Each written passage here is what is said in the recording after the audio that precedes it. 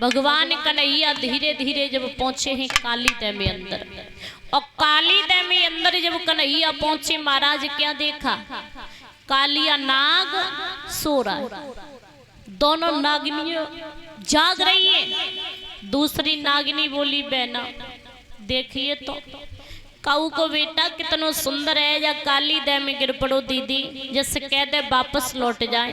बहना वे महाराज सो रहे है, तो महाराज जग गए ना तो एक ही फुसकार में जबकि ओम नमः सत्य कर देंगे, जैसे कह दे लौट जाए।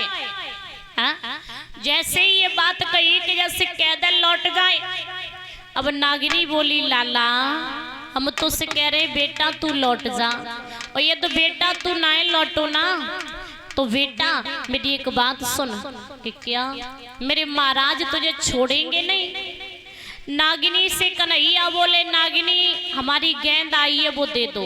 नागिनी बोली, बड़ा ढीठ छोरा है, हम कह रहे लौट जा लौट जा, लौट तो नहीं रहा है?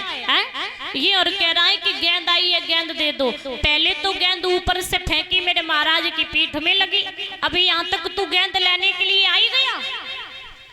जैसे ये बात कही तो महाराज याद रहे। सुखदेव जी बोले, हे राजन परीक्षित, भगवान कन्हैया कहने लगे एक बात सुन, तू बार बार अपने पति की दोष दे रही है, तो मेरी बात सुन कि क्या कि सुन कि आ रही हो कहने लगे नंदलाल, जगाई दे अपने सही।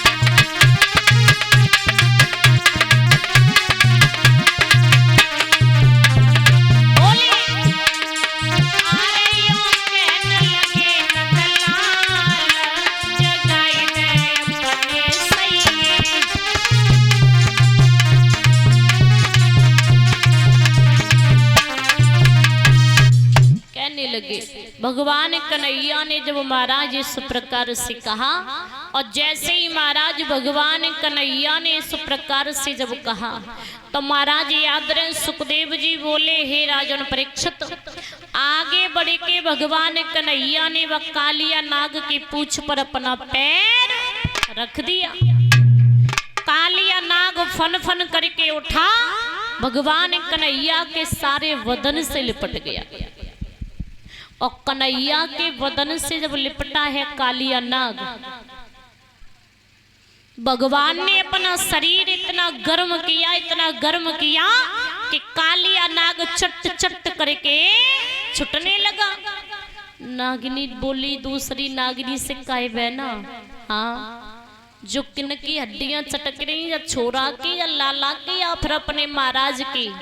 दूसरी नागिनी बोली, बहन पता तो मुझे भी ना, मुझे तो ऐसा लगे कि अपने महाराज की हड्डी टूट रही है। तब तक दूसरी बोली, अरे चुप रहे बहना, महाराज की ना या लड़का की टूट रही है, जैसे मना करी ना। तब तक एक समझदार नागिनी थी, कहने लगी, दीदी ये कोई साधारण बालक ना लगे, देख जा काली दह में अंदर तक आई गो है। अरे बहना जी हड्डियां अपने महाराज की टूटे। कालिया नाग जब तक भगवान के शरीर से छूटता है ना, तब तक धीरे से भगवान कन्हैया ने वह कालिया नाग को नाथ लिया। और जैसे ही महाराज कालिया नाग को नाथा है और नाथ के महाराज नथुनी पिनाई, समझ गया कालिया नाग प्रभु का अवतार हो चुका है, क्योंकि भगवान के अलावा मुझे कोई नाथने वाला नहीं था। तो महाराज